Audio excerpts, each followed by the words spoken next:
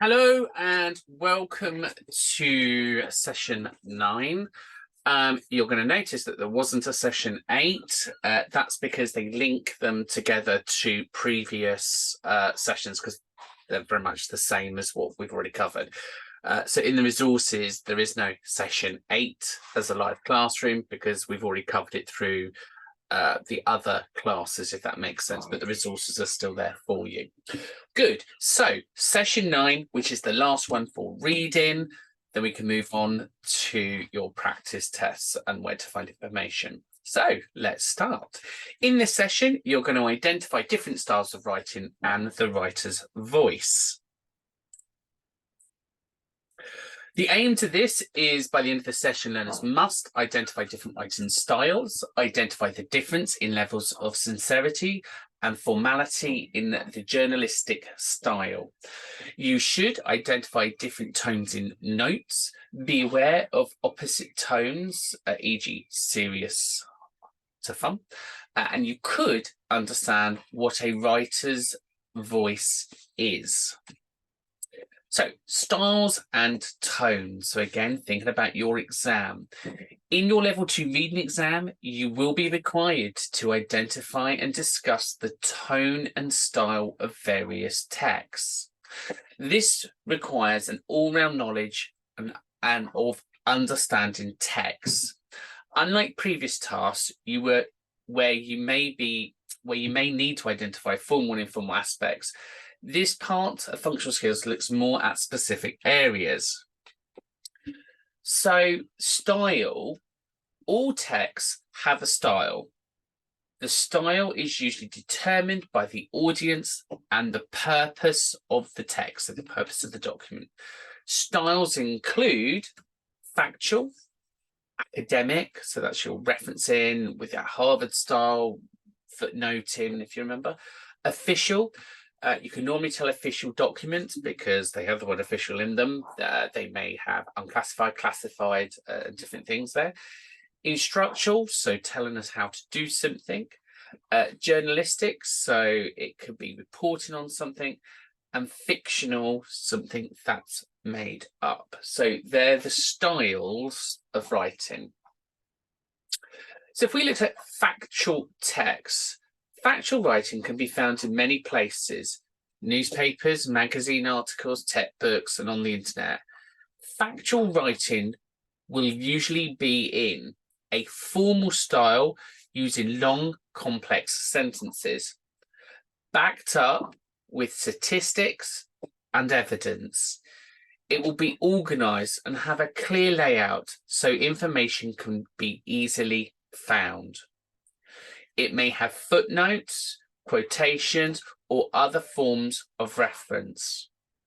It may use diagrams or charts to explain complex data.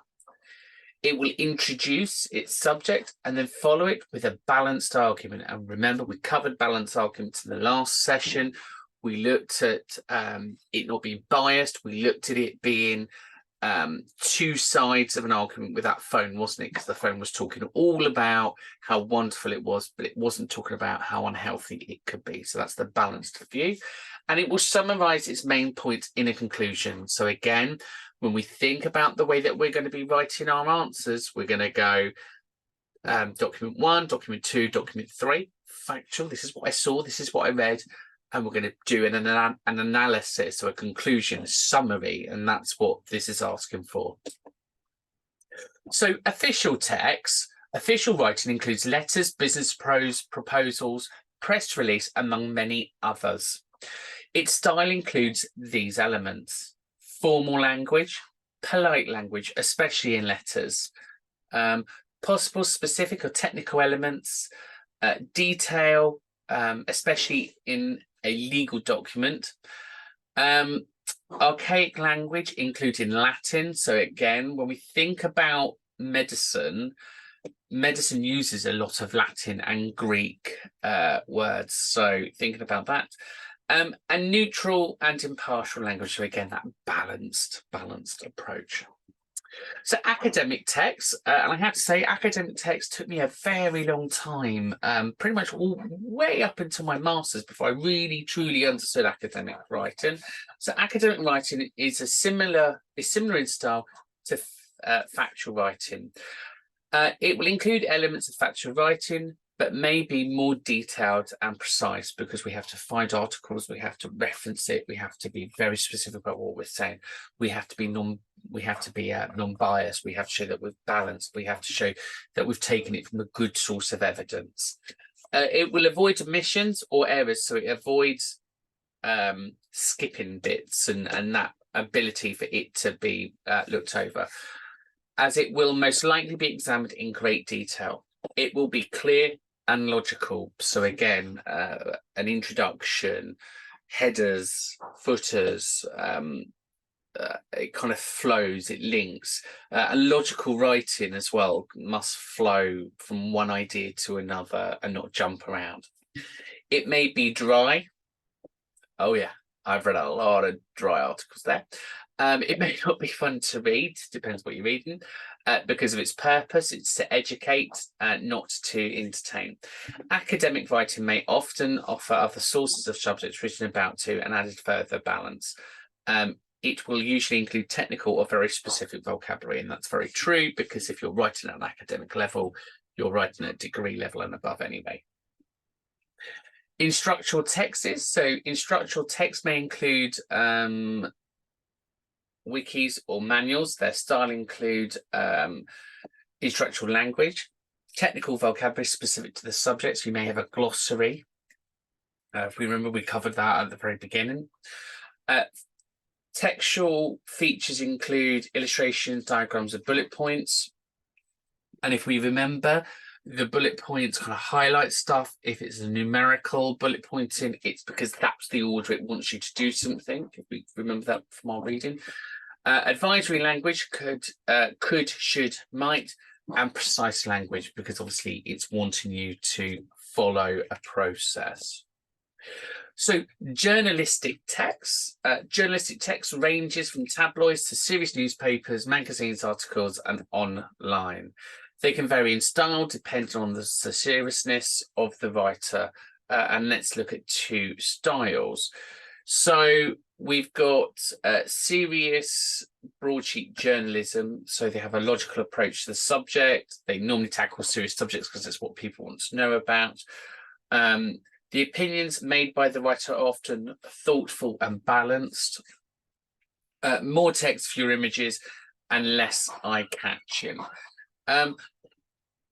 To a point, I would agree with some of that, because again, if you look at some of our newspapers and we look at who they're owned by, does definitely influence the views of the writing. And I would probably stretch to go as well. If you look at some of our TV journalism, the writers that produce that as well, you can see perhaps maybe some biasness within their writing, based upon who's funding them, their political stance. So whether you're looking at the BBC or maybe ITV, you can see two very different styles of journalism there. Or again, if you look at newspapers, if you kind of look at something maybe like The Sun versus The Telegraph or The Guardian. So you can very much see, even though they are thoughtful and balanced, there can still be biasness there. And tabloid journalism, more emotive, because again, we want people to be involved and invested into it. It covers all a range of subject matters, everything. Opinions can vary from mild to extreme. It's eye-catching, of course it is, and use of images to imply meaning. So fictional texts. So if we think about fictional texts, from stories, poems, novel scripts, and so on, here are the key features. They often use flowery or imaginative language. And descriptive language as well. We have imaginary characters and situations. So again, if we think of Harry Potter, that's got to be a definite there, hasn't it? They may take unusual styles like poetry with different styles in lining, spacing, and paragraphing. They will not quote sources of research such as historical novels because it's made up. And longer texts will be organized into acts, chapters, and episodes. So again, that's how you can spot fictional texts. Good. Let's have a little look at a quiz. So, this is an example of which writing style? So, you can see here, you've got an insight reference. So, the 8 in brackets there would mean in the footnotes, you would have a reference, same as the 13 and 14. And they would be in the footnotes, or it may be in the end notes where you've got your referencing list or your bibliography and references. So if we think about that, which one do we think has footnotes, endnotes, seems very formal and referenced? I'm hoping you said D, because to me, that is definitely academic. Wonderful. 2. So the wind blew gently through her hair as she stood on that riverbank. So it's not journalistic, is it? Because it's not telling us an event or something. It's not instructional because it's not giving us information. It's not telling us how to do something. And it can't be academic because there's no reference on there. So hopefully you come up with C, fictional. Wonderful. Here, so you can see there, you're looking at the property, I can't even, I'm not even going to go there, will remain the property of the leaseholders ad infinitum unless there is a change of the property law. So it's clearly legal, that one, isn't it? Not journalistic, it's not instructional, it doesn't, well, actually I think some law is all made up, so it could be fictional. That's humour, don't go there. But D, I think it may be more official, so legal. Yeah, wonderful. This is an example of which style writing. After attaching the twine to the half-formed mannequin, glue the lower side of the torso to it. So this is telling us to do something, isn't it? So hopefully you went for B, instructional. Good.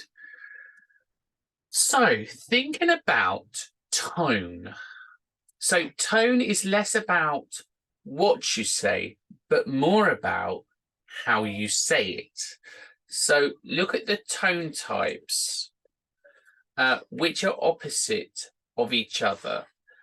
So here you can see you've got sarcastic. The opposite to that could be sincere, polite, optimistic, fun, pessimistic, serious.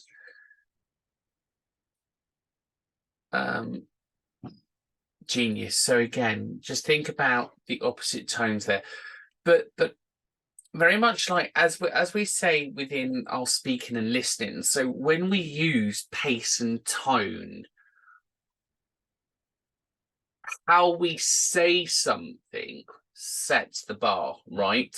And it, you know, those that have had, if you're a parent, you'll use tone all the time, but if, you know, and we've all been children, we understand what tone is. And our parents would use a certain tone on us and we would know straight away, oh, we're in trouble, or okay, I'm just being told not to do that. Say, for example, no, don't do that. No, don't do that. So you kind of got, no, don't do that. As in, look, I'm just gently telling you, no, don't do that. So, no, don't do that. So that tone that we use can be used in writing. And again, it's obvious when somebody is writing in a way where it seems that they're angry or upset, or that, you know, they're worried about something. Good. So let's just pause here, go to activity 1, have a go at that activity, and when you're done, let's come back and we'll carry on. And we're going to be looking at being optimistic or pessimistic. So, welcome back. Hopefully you enjoyed activity 1. Looking now at being optimistic or pessimistic, decide which sentences have optimistic tone and a pessimistic tone. So remember, optimistic is half glass full, I think. I always get those ones mixed up. But it's very much seeing things on the brighter side. So I'm very optimistic about something. Where pessimistic, I'm always looking at the negative side of things. So here we're looking at, by the end of the concert, the crowd was ecstatic. I left feeling that I had fallen in love with music all over again. Well, I'm hoping that we can see the optimism there. That sounds lovely. And then managerless, ruthless and hopeless. This football team haven't got a hope of avoiding can't even say it. So there, you're right, we're optimistic on the top one and we're pessimistic on the bottom one. So polite or rude, decide which sentence has a polite tone and which one has a rude tone. Needless to say, if anything is in capital letters in reading terms, that's seen as shouting. So we avoid capitalizing because you're making a very clear point here. So here, if anyone washed their dishes, we wouldn't have this stinking mess. So I think that's obvious that that's rude. Direct language, underline words, capitalized words. There we go. And if all members could kindly leave the back door, we would be very grateful. So again, requesting, not determined. So kindly, grateful, and indirect. Genuine or sarcastic. So genuine is I'm trying to be kind and supportive. Sarcasm, if you remember, we can do the quotes. We might use repetition, or we might use metaphors or something to kind of reinforce what we're saying in a sarcastic manner. But anyway, well done to all those bridge builders who wanted peace in this country. We have an even worse situation. Fantastic.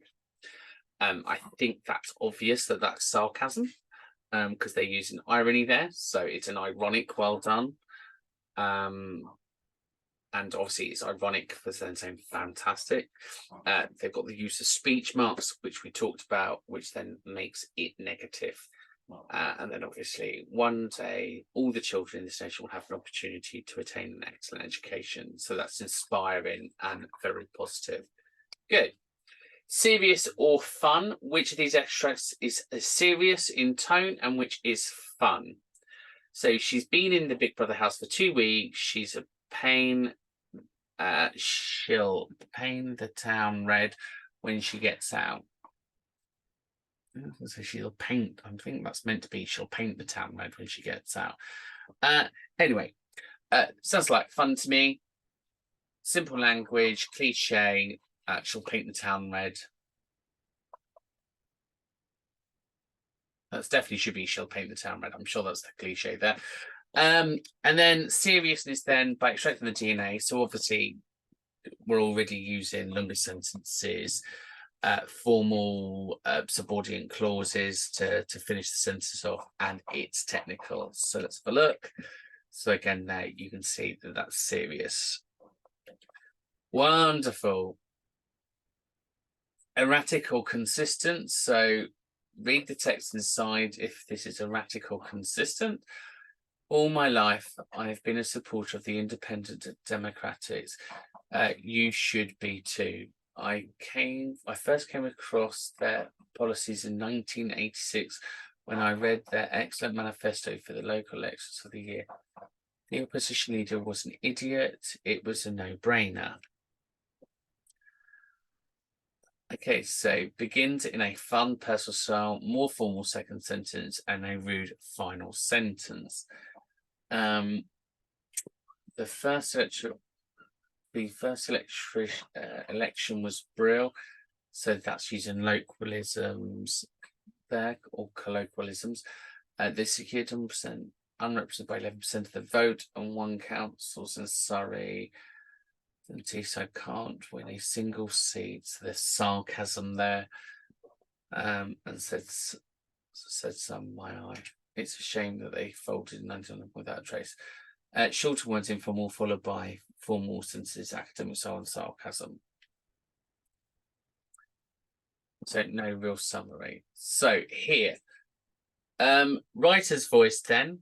So a writer's voice is their unique personal way of writing. It's often seen as style plus tone plus attitude. So attitude is illustrated by a writer's beliefs and value and is often the emotional part of their writing. Writer's voice is a combination of everything in someone's writing to indicate who they are.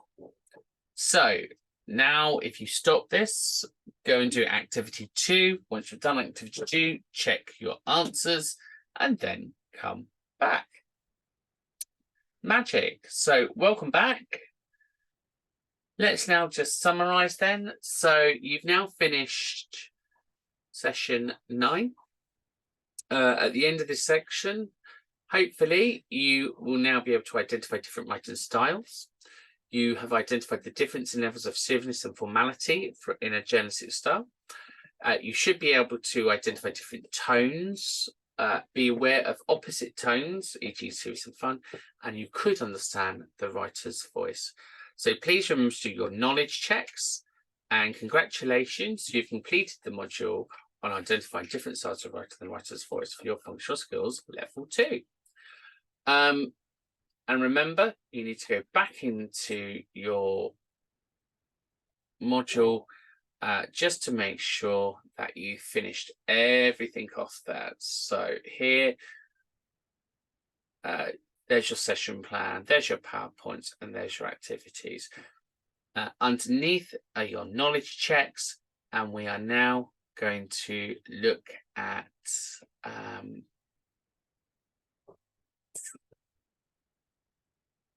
we'll do that later. I was thinking we'll do the exam prep, but no, we won't. We'll finish that there. So that's the end of your reading. And no, actually, I will do session 29 next. So you'll just have to jump down to section 29 because, again, we'll then just run through. Really, that needs to be there, doesn't it? We just need to run through that just to make sure you're happy with the exam preparation. Lovely. Okay, so well done. Stop this now, and I will see you all in the reading consolidation. Bye for now.